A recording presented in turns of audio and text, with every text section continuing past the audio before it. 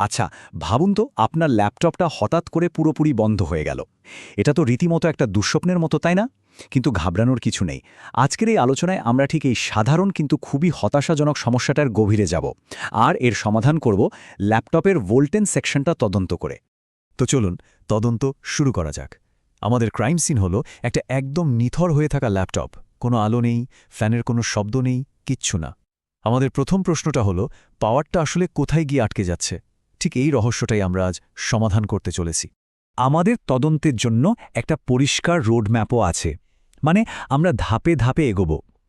প্রথমে আমরা সমস্যাটা ঠিক কী সেটা বুঝব, তারপর ভোল্টেজ সেকশন জিনিসটা কী সেটার সাথে পরিচিত হব, এরপরে আমাদের প্রধান সন্দেহভাজন মানে মূল কম্পোনেন্টটাকে চিনব, আমাদের তদন্তের যন্ত্র মাল্টিমিটার দিয়ে পরীক্ষা করব, আর সব শেষে রহস্যের সমাধান খুঁজে বের করব। যে কোনো ভালো তদন্তের মতোই আমাদেরও প্রথম সূত্রটা কিন্তু ঘটনাস্থলেই পাওয়া যায়। আর এক্ষেত্রে এই যে বন্ধ হয়ে থাকা ল্যাপটপটা, এটাই আমাদের সবচেয়ে গুরুত্বপূর্ণ সূত্র, যা আমাদের ঠিক দিকে এগোতে সাহায্য করবে। তাহলে প্রশ্ন হলো, পাওয়ারটা ঠিক কোন জায়গা দিয়ে ঢোকে? এখানেই আসছে ভোল্টেজ সেকশনের ভূমিকা। সোজা কথায় এটাই হলো মাদারবোর্ডের সেই প্রথম সার্কিট, যেটা চার্জিং অ্যাডাপ্টার থেকে আসা সমস্ত পাওয়ারকে রিসিভ করে আর ম্যানেজ করে। আরও সহজ করে বললে ভোল্টেজ সেকশনটা হলো পাওয়ারের জন্য একটা মেন গেটকিপারের মতো। যদি অ্যাডাপ্টারের ১৯ ভোল্ট এই দরজা দিয়ে ঢুকতে না পারে, তাহলে পুরো ল্যাপটপটা কিন্তু মৃত অবস্থায় পড়ে থাকবে। কাজেই আমাদের তদন্তটা এখানেই ফোকাস করতে হবে। প্রত্যেকটা সার্কিটেই কিন্তু কিছু প্রধান চরিত্র থাকে। ভোল্টেজ সেকশনে আমাদের প্রধান সন্দেহভাজন বা বলা ভালো সবচেয়ে গুরুত্বপূর্ণ কম্পোনেন্ট হল মসফেট। চলুন এর সাথে একটু ভালোভাবে পরিচিত হওয়া যাক।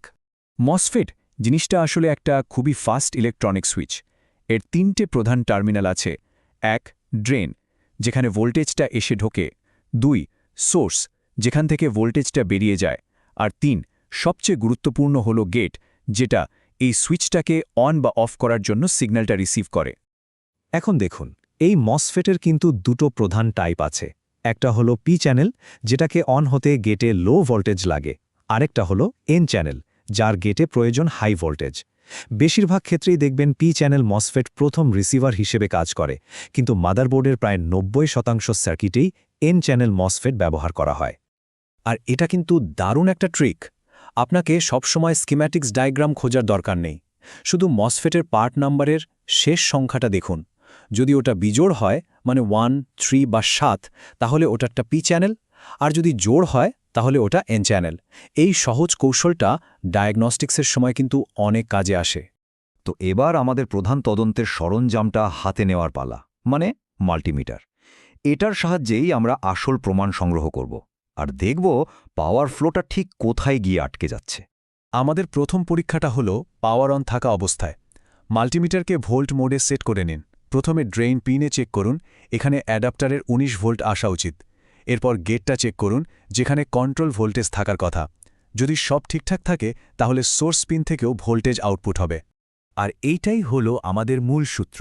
যদি দেখেন যে ড্রেনে ১৯ ভোল্ট আসছে কিন্তু সোর্সে কোনো ভোল্টেজ নেই, তার মানে একদম পরিষ্কার মসফেট সুইচটা বন্ধ বা অফ কন্ডিশনে আছে। মানে পাওয়ার দরজায় এসে তো কড়া নাড়ছে, কিন্তু দরজাটা খুলছে না। এবার তৃতীয় পরীক্ষা। এটা করতে হবে পাওয়ার পুরোপুরি বন্ধ করে। অ্যাডাপ্টার, ব্যাটারি সব খুলে ফেলুন। এবার মাল্টিমিটারটাকে কন্টিনিউটি মোডে সেট করুন। এখন মসফেটের ড্রেন, সোর্স আর গেট পিনগুলোর মধ্যে শর্ট সার্কিট আছে কিনা দেখুন। যদি কোনো পিনের মধ্যে বিপ করে শব্দ শুনতে পান, তার মানে মসফেটটা ভেতর থেকে শর্ট হয়ে গেছে, মানে ওটা নষ্ট। বেশ, আমরা সূত্র সংগ্রহ করেছি, পরীক্ষাও শেষ। এখন সময় এসেছে সব তথ্য এক জায়গায় করে রহস্যটা সমাধান করার আর আসল অপরাধীকে খুঁজে বের করার। তো আমাদের সবচেয়ে কমন যে সিনারিওটা, তা হলো ড্রেনে ভোল্টেজ আছে কিন্তু সোর্সে নেই। আসল প্রশ্ন হলো কেন মসফেটের গেট খুলছে না? এর পেছনে সম্ভাব্য কারণগুলো কি কি হতে পারে? এখানে আমাদের প্রধান সন্দেহভাজনদের একটা লিস্ট আছে।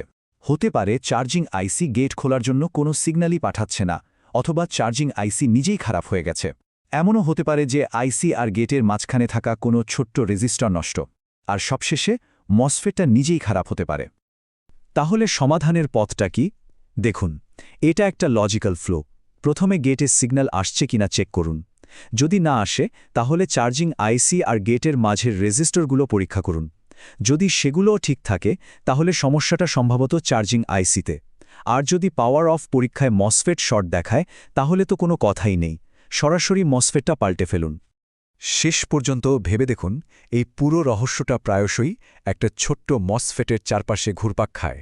কি আশ্চর্য, তাই না? এই ছোট্ট একটা ইলেকট্রনিক সুইচ কাজ করা বন্ধ করে দিলেই একটা শক্তিশালী ল্যাপটপ পুরোপুরি নিথর হয়ে যায়। এটা থেকেই বোঝা যায় একটা জটিল সিস্টেমে প্রত্যেকটা ছোট্ট কম্পোনেন্টের ভূমিকা আসলে কতটা বড়।